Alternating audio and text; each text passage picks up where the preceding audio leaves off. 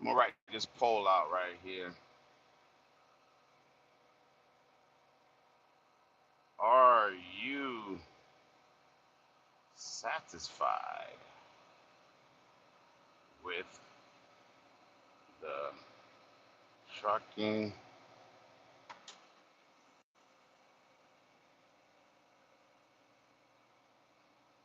market? There we go. Gotta pull this poll up. I gotta put this poll up real quick. You heard? What's going on, man? It's been a while since I talked to you, man. I ain't gonna lie. It's been a real stressful week, man. It's always stressful when I go to the freaking East Coast. It's always stressful when I go to the East Coast, man. And these last 2 weeks has really opened my eyes to a lot of situations, a lot of things. Especially with this trucking market. We all know with the war going on in Iran, right? We know about the war that's going on with Iran. The fuel prices up the roof, skyrocketing, right? $5. I just filled up not too long ago. It was like $5.49. Um, we've been here before. If you guys been trucking since the COVID time or post COVID, we've been here before. We've been here when fuel was $5, $6. I think in California at one time it was like $8. Ain't nobody complained then. Why? Because you're making money. Um, but it could get to a situation because Trump already sent out a lot of the troops, um, the Marines and all that sorts of stuff. To if Iran doesn't want to come with a treaty agreement or a peace agreement, then he was going to do what he going to do, and that's blowing up a lot of those power plants, right? And a lot of those power plants um, control, I think, 20% of the world's oil.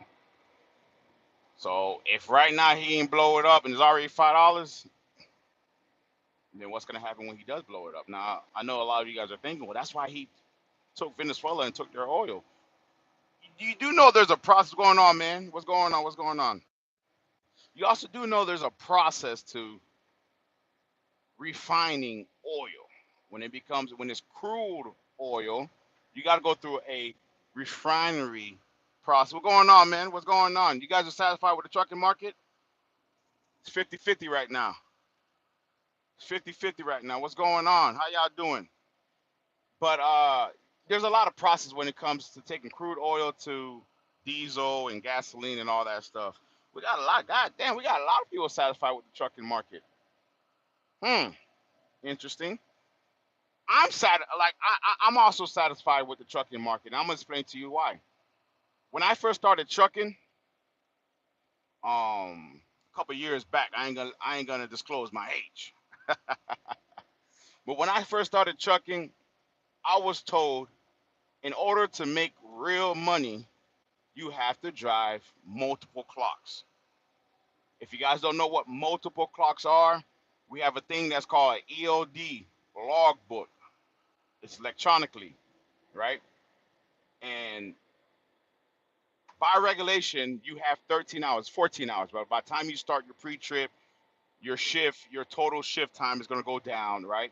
So you have 13 hours. An extra 3 hours just in case you got to go to mechanics, get the truck fixed. Maybe you broke down somewhere, you got to fuel, you got 30 minutes to take a break, a 30-minute break. So you get an extra 3 hours. Where when you're taking those extra 3 hours, your driving time, which is 10 hours, are paused. And then when you're done doing what you're doing, as long as them 3 hours didn't expired, you can go back driving. Your driving time doesn't expire, right? You can continue driving where you left off at. But with a lot of these companies, and there's a lot of them in Illinois. I'm gonna be frankly honest with you guys. A lot of these companies are not just in Chicago; they're just in Illinois. That's where they're at. So if you get a company out of Illinois, you already know 9 out of 10 they're going to have double clocks, meaning When your time expires, they can go in the computer and change your time. So if you had 10 hours, you started the day, you drove 10 hours, your day's over with, you got 50 minutes left, they can go on the computer and then change your time back to a fresh clock. So now you got extra 10 hours, which is now you got 20 hours to drive, right? That's what they do.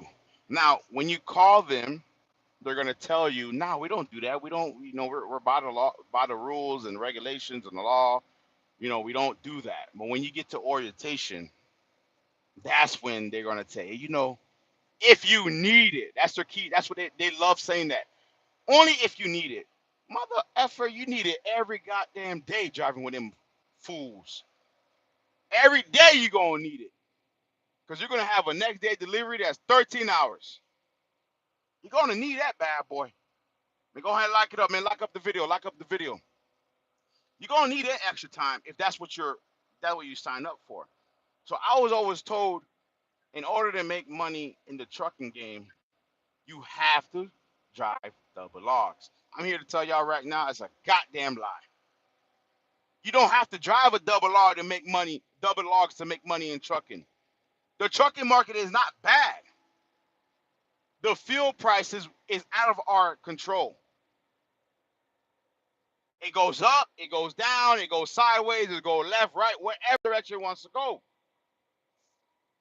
When it goes up, it goes up. When it goes down a couple cents. But when it goes up, but that doesn't stop the trucking market. You seen Swift parking their trucks because the fuels went up? You seen Prime Inc. telling their drivers, hey man, we gotta cut some of you guys off because the prices went up. And we know 100% you're not gonna make it in this market. No! You see Landstar falling back on owner operators? No. The market is still good. But it ain't good for y'all double clock drivers that's getting paid 62 cents, 70 cents.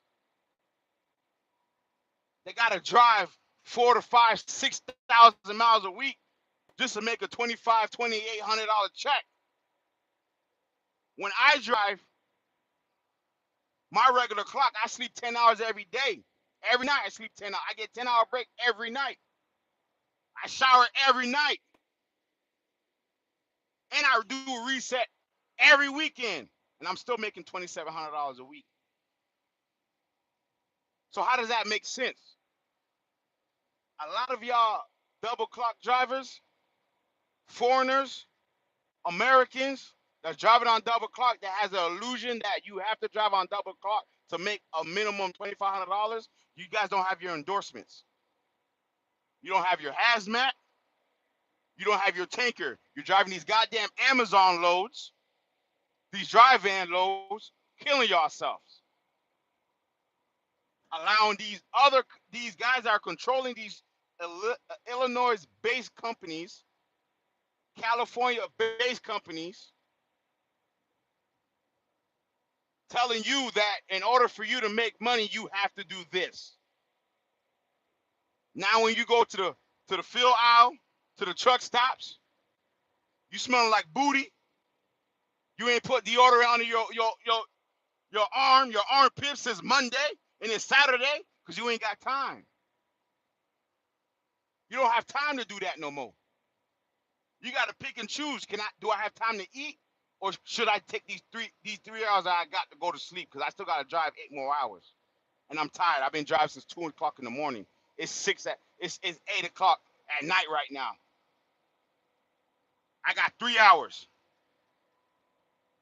You already eliminated showers. Showers been gone. When you started that morning, I'm talking about these double clock drivers. When you started that morning, you already knew you wasn't gonna be able to take a shower today. Now when you shut down, you trying to think, damn, am I have enough time to go get me a Subway, a McDonald's, or whatever the case may be, knowing that's gonna take 20, 30 minutes for you to get your food, for you to walk back to the truck, for you to eat your food. Now your 3 hours just went down to 2 hours and 30 minutes. You got to get right back up to drive another 6 hours. We're only 2 hours and 30 minutes. Now you sacrificing the food. Y'all ain't got your endorsements. That's the problem. And a lot of the foreigners, they can't get their endorsements. To enable to get your hazmat endorsement, you got to be an American citizen or a green card holder. You got to go through a thing called a TSA, background check. You got to make sure you're not a terrorist.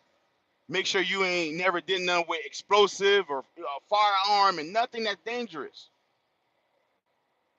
That's the only thing I actually double check on in the trucking industry when it comes to hazmat. Everything else, what I've seen in the past few years, they let it bypass. You don't speak English? Bypass. You're tired, but you need to keep working because your dispatch told you to keep rolling, rolling, rolling, rolling. Go straight through. Why are you stopping, sir? Brother, keep going, brother. Bypass. You ain't did a pre-trip in the last 4 months? Bypass. They let everything bypass. But when it comes to that hazmat endorsement, oh no, no, no, no, no, no, no, no, no, no, no, no, no, no, no, no, no, no. Oh no, we gotta double check this one right here. Ain't nothing wrong with the trucking market. You're just in the wrong part of trucking. I used to drive for a double clock company because I was told by that person that's the only way you're really gonna make money. And yes, at that time the market was really bad. That's when it was post COVID, stuff was going bad. This during the end of Trump's pregnancy the first time when Joe Biden got in. So I was told you have to drive double clocks in order to make 2,300 a week. I can tell you right now, no, that's a goddamn lie. Get your endorsements. I'm sorry, I'm trying not to curse. Get your endorsement. You ain't gotta drive double clocks to make a minimum $2,700 a week. Last week, I grossed $10,000. I ain't kill myself. There's lease drivers out right now driving with these foreign companies that ain't paid for the last week. Yeah, they might be grossing 14,000, 16,000, but they ain't gonna tell you how much money of their expense. They're not gonna tell you at the end of the month they gotta pay roughly $5,000 to $6,000, maybe $7,000 just in fees. That their gas bill, their fuel bill was freaking $2,300 for that week.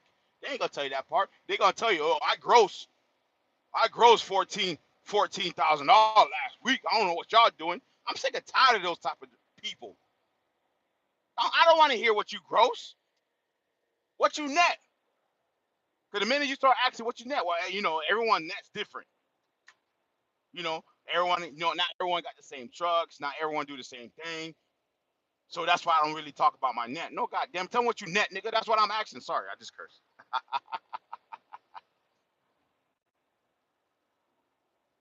I just cursed. Ain't nothing wrong with the trucking market, baby. I do hazmat. I'm doing lows, 300 miles, $1,000. 200 miles, 1,800. 500 miles, 3,200. Do the math. And I don't kill myself. And it's not hard for me to gross 13,000 a month. I'm grossing 10,000 a month by Friday. I mean a week, my bad. It's not hard to gross 13,000 a week. I'm grossing that by Friday, and I take a break on the weekends. You heard? I take a break on the weekends, and I'm only getting paid from the mid 20s to the high 20%. I'll be honest with y'all. I'll be transparent. I only get paid 28% of the load. I'm a company driver, and as a company driver, I'm able to make 20. You work for your no, not right now. I am about to buy my truck. Well, I'm working on buying my truck. I got some things in line. I already got a bank that's willing to give me the loan, zero down, to purchase my truck. But I'm currently knocking down my credit card bills. I ain't gonna lie to y'all. I went ham after I bought my third property. You know, I've been working my ass off for the last several years. I bought my third property. You know, I divorced my wife and sold that house. Bought my third property. I'm like, man, I'm going to buy me what I want to buy. So I decked that bad boy out. I ain't gonna lie to you. I ain't gonna lie to you. You know, I bought the flat screen. You know, big boy flat screen. I put the speakers in the ceiling, all type of stuff. You know, I'm Airbnb-ing it right now. I do have tenants. I do have programs that I work with.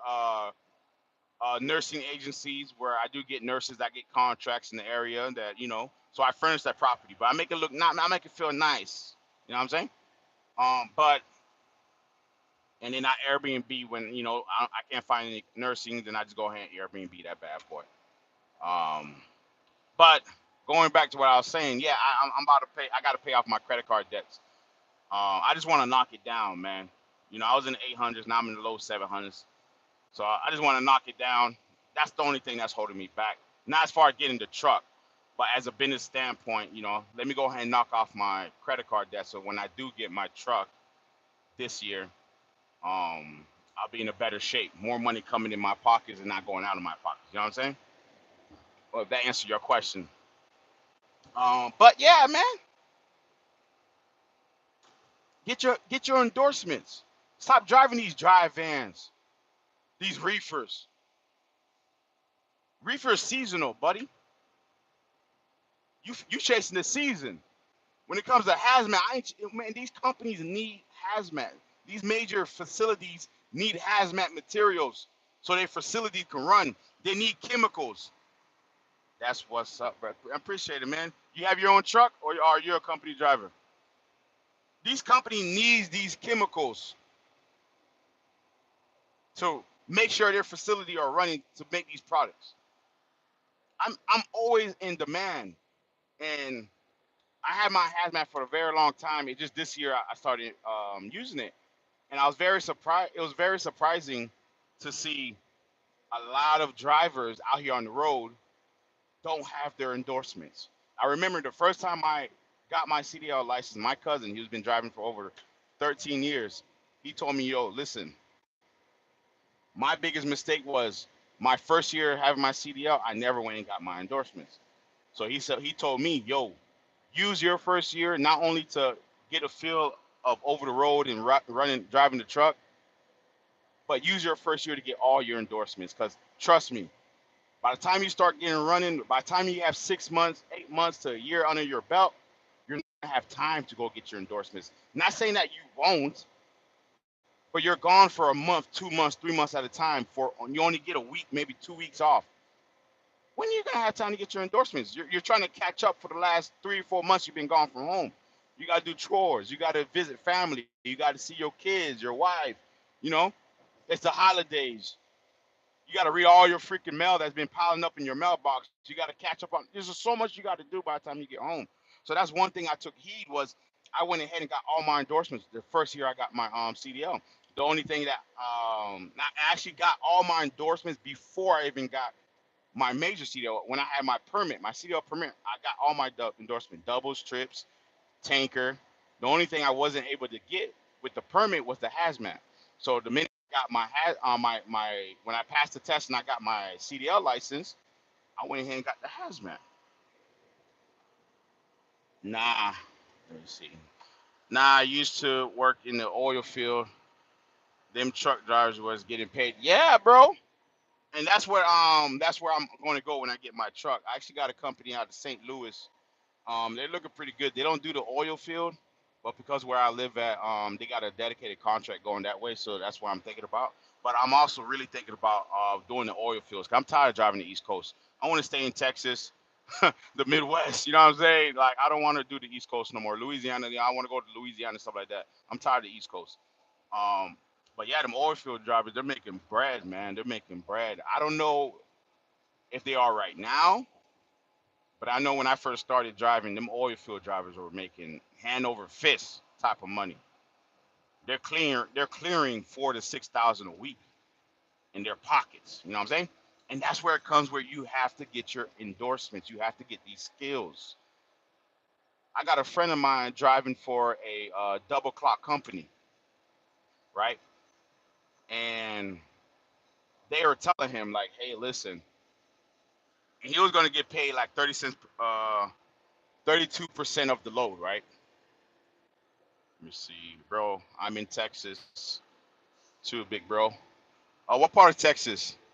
What part of Texas you staying? I'm actually planning on moving to Houston.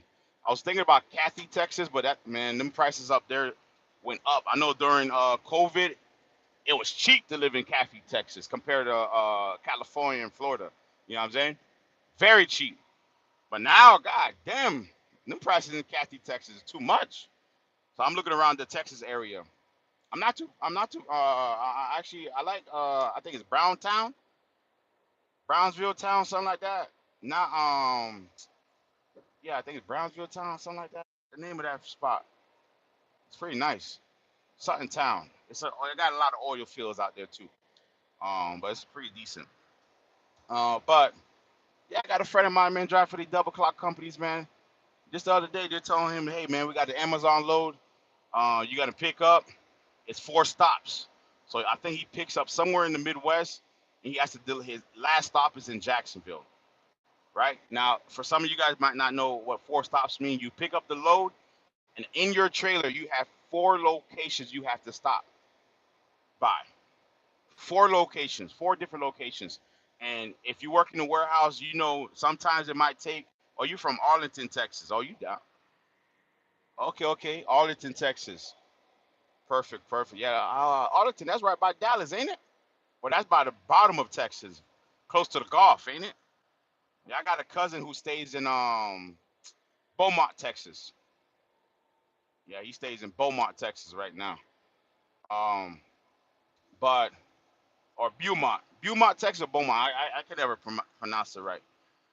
But at the end of the day, man, you got 4 stops. So you got 4 different locations in your trailer. Like right now, I got 1 stop. I pick up one place, I deliver at one place, all at one time, right? One and done. How I like it. Yeah, Dallas.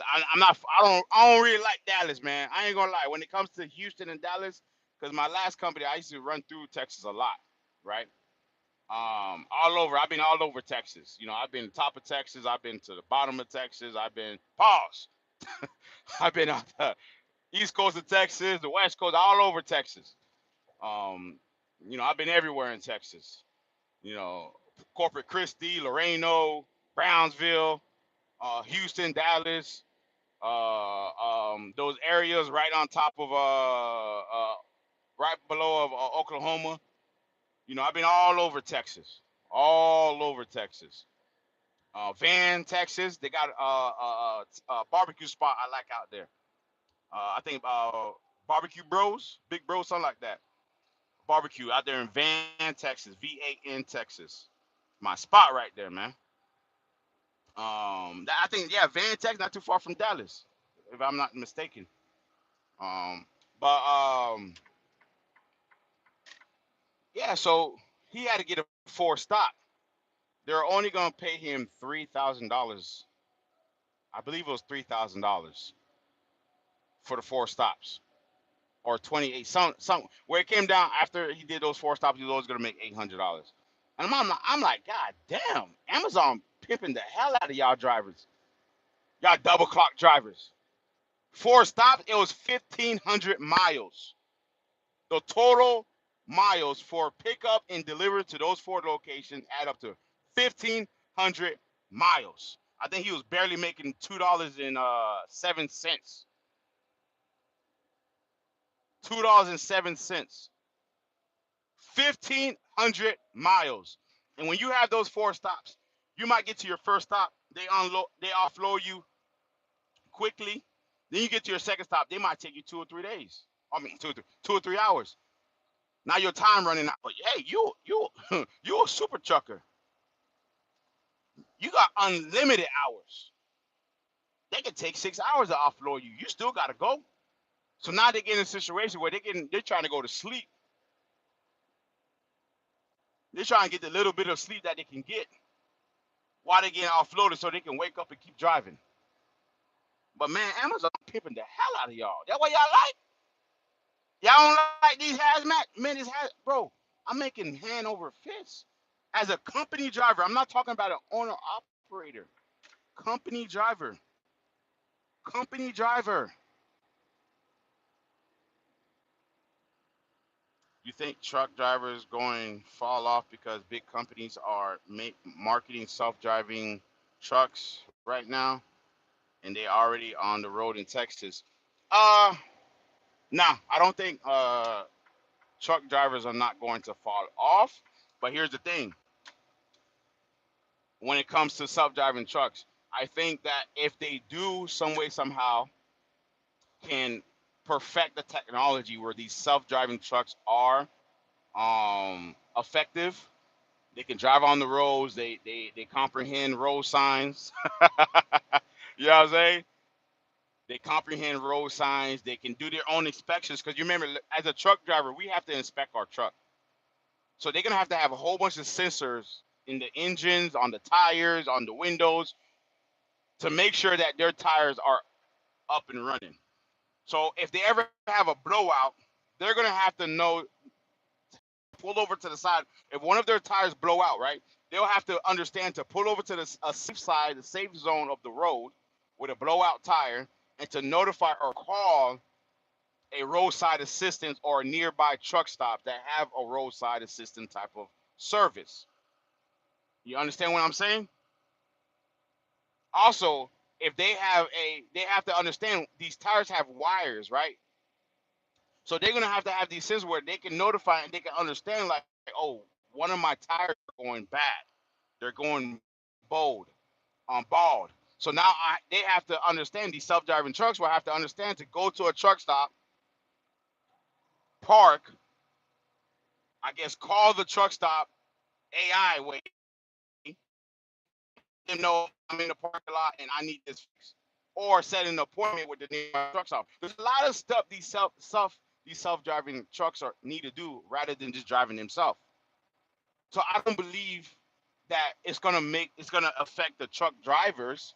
But when it does get strong enough when it comes to those type of technology to be able not only to officially drive the truck from point A to point B, and also to identify a problem a truck driver as what a human being would do, then yes, what's going to start doing is they're going to start eliminating over the road drivers. Over the road drivers is a driver that goes state to state, that deliver road loads from Georgia to Louisiana, or Georgia to New York, or Georgia to California, and vice versa. It will eliminate the over the road drivers, where now these self-driving trucks are driving these long distance miles to deliver to these warehouses, and it's going to kind of cause a shortage of drivers in some way, because now drivers are going to be local drivers that are only picking up from warehouses in their city, picking them up and delivering them goods to the stores like Walmart and Costco and Best Buy and stuff like that, right? So I don't really think that these self-driving trucks are going to be able to do all this stuff anytime soon. Because it's more than just driving. The next 10 years is going to be a problem for real. Oh yeah, the next 10 years is going to be a problem, but you gotta look at it this way too. It's like, okay, if I know this is where we're heading in the next 10 years, I'm also got to think outside the box. What kind of other job opportunities is this going to create? So right now it's telling me, well, I need to start learning about AI. I need to start learning about programming. I need to start learning about creating these systems and these datas, because there's going to be someone behind a computer that are going to be checking on these trucks and making these trucks are safe to be on the road, vice versa. So hey, let me get into some. Let me get me a programming certificate from some type of institution, right? Some type of institution. So now when these jobs become obsolete, but they're hiring programmers. Here I go. Here I am. So we just got to involve with technology, you know. Just got to involve with where the society is going to. But hey, have you checked out what Elon Musk was talking about? That 10 to 15 or 20 years that we're gonna have a universal income, meaning that these robots are going to take and replace all our jobs when it comes to working at fast food restaurants, grocery stores, self-driving trucks and taxis and this, that, and the third, right?